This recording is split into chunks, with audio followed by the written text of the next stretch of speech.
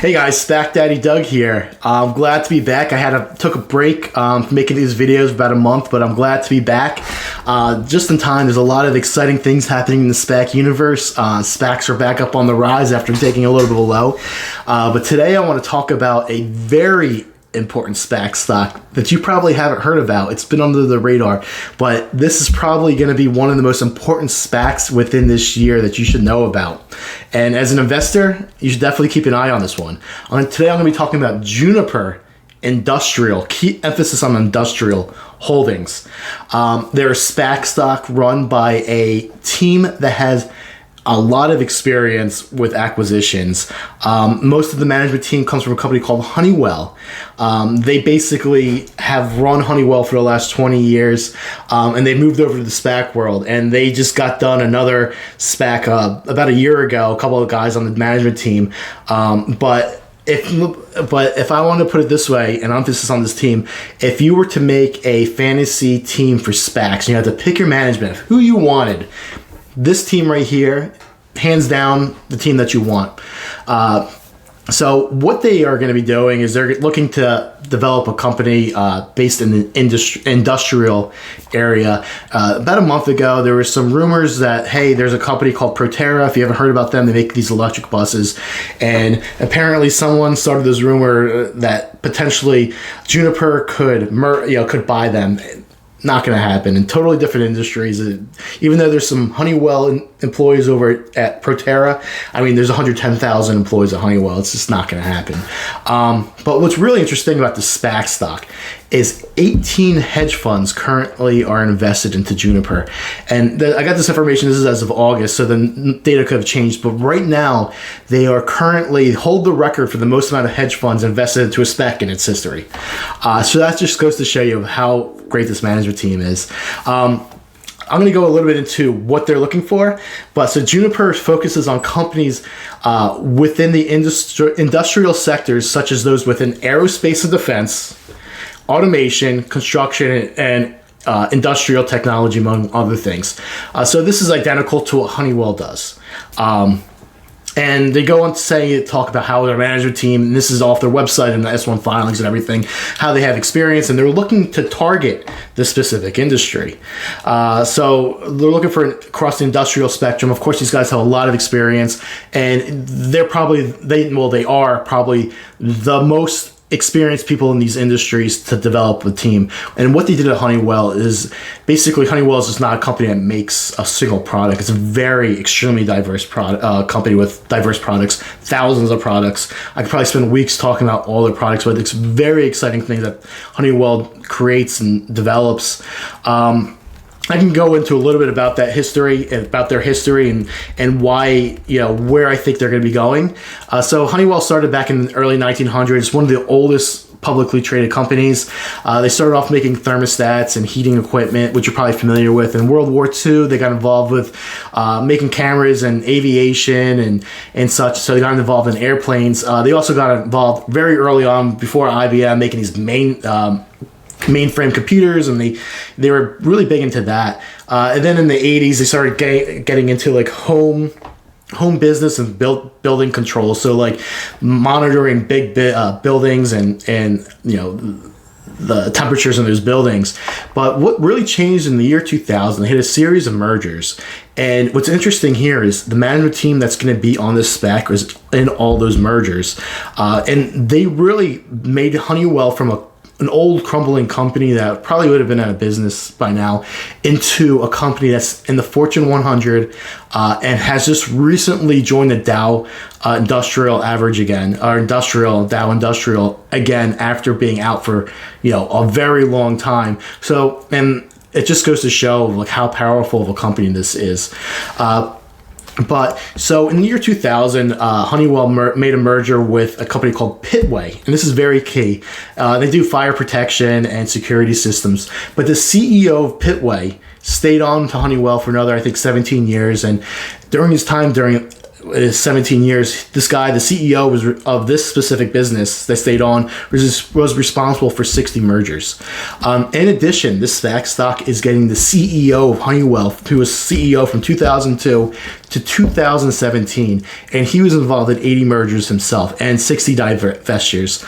There's also going to be a couple other people on the team that were involved with all these Honeywell mergers and divestitures, which is really exciting. Fortune magazine has year after year keeps stating Honeywell is the most admired company in the electronics industry. It's a very powerful brand. You, as an individual consumer, might not know everything they do because 99.9% of their business is business to business industry. You probably know their thermostats, maybe like a fan or something that they have, which isn't really even Honeywell anymore. But some of the key areas that Honeywell is focused in, which this management team has extreme knowledge in, is aerospace. So Honeywell is very big into aerospace. They make a lot of parts for airplanes, really big into government defense. So they make parts for military planes. They also are in space. So just about every satellite has Honeywell components onto it, even the space station. Building technology. So there's a ton of money in this industry. We're building different types of equipment to manage all this building technology that goes on, managing temperatures and such. Performance materials and technologies, which is they're like UOP business and advanced materials, which the Honeywell actually developed unleaded gasoline, and they have thousands of products that are byproducts of this, to even the wax that you eat off of your apple. They're involved with. And another key area is safety productivity solutions, so warehouse sorting. The Amazon warehouses, when you see the chutes that the fulfillment centers going through, that's all Honeywell components. The face masks that they're developing, or manufacturing, are Honeywell, and they have thousands of products in this area. I mean, just touching upon the very, very, tip of everything that they do, just to kind of give you who they are. Now, the management team. So let me tell you, the management team has been with Honeywell for a while, and they've done an extremely amount of different types of acquisitions. But they also were involved with a Spac Stock last year, Goldman Sachs acquisition company, and they made a Spac Stock, and they bought a company called Vertiv Holdings, or they turned it into Vertiv Holdings, which is publicly trading. It's at $18 right now. But I'm going to go to the management team itself. So Roger Fraden, he's the chairman, and he's the guy I was talking about. He came from Pittman. He's got 40 years experience.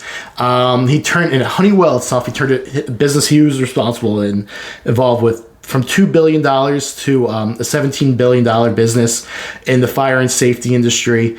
And he oversaw 60 acquisitions, adding $85 billion to Honeywell shareholders' pockets. And then Honeywell had a spinoff back in 2018, which he was involved in, to a company called Resideo, which is publicly traded.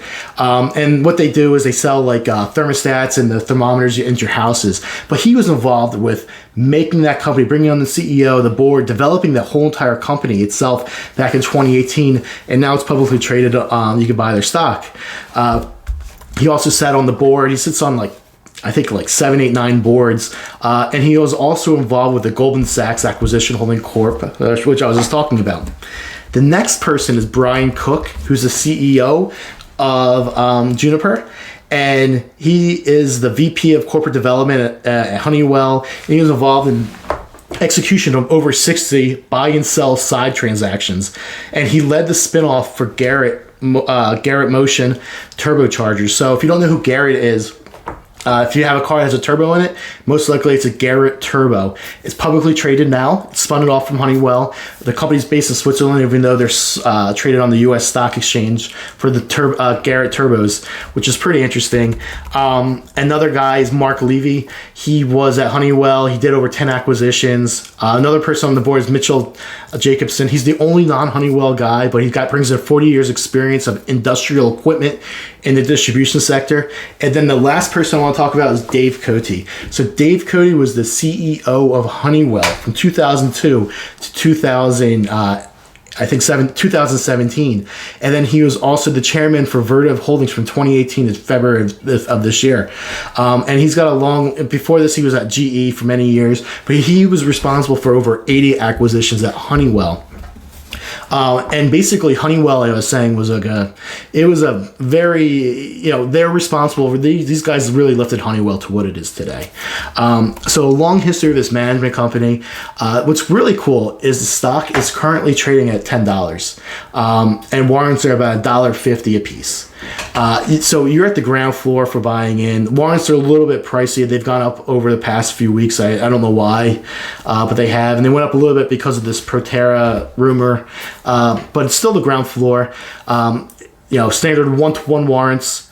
And, it's almost a no-brainer. If you have money sitting in your bank account not doing anything, this is almost a risk-free investment. And, so they've been around for about 1 year. So they signed back in September of 2019 in their S1 agreement, and they said they're giving themselves 24 months to come up with a plan. At the time of the signing of the S1, they stated that they do not have a target in mind, but now that we're probably about 14-15 months into it, they got to find a target within the next 9 months. And these guys have been, I'm sure, know the industries. They have their targets. They have a lot of meetings. And reading through their S1, this is probably the most organized Spac stock that I have seen, reading through their filings and everything like that. They have their corporate structure set up very well, and these guys know what they're doing. And then I was reading a few articles, and they had a bunch of lessons learned when they created the first Spac stock that they're improving on. So great company in the sense they have amazing management. And this is almost a no-brainer. They're going to create an acquisition that's going to bring a lot of value, and they themselves are going to bring a lot of value into this, whatever they're acquiring. My best guess is they're going to create something kind of like Honeywell, where they're not going to just buy a company and then spin it off and then walk away and start the next one. These guys are probably going to buy a industrial company, bring it public, and then probably bring in some add-ons to kind of create something new. No idea what it is, just speculating, but that's what they're probably going to be doing based upon their history and their experience. These guys know what they're doing, and it's kind of like a no-brainer to do this. So my recommendation here is, if you have some extra money hanging around and it's not doing anything, it's almost a risk-free investment. You won't lose any money if they don't find an acquisition. Of course, if you don't know, SPACs, warrants are more risky. If they don't find an acquisition and they don't extend, warrants do go worthless. So if you are a if you don't like risk, you can buy the stock. It's guaranteed. You won't lose money. Warrants, definitely bigger risk, bigger return. But that's what I have for this company. If you guys have any questions, feel free to drop them off. But also, like and subscribe, support this channel. Until then, I'll talk to you guys next time. Bye.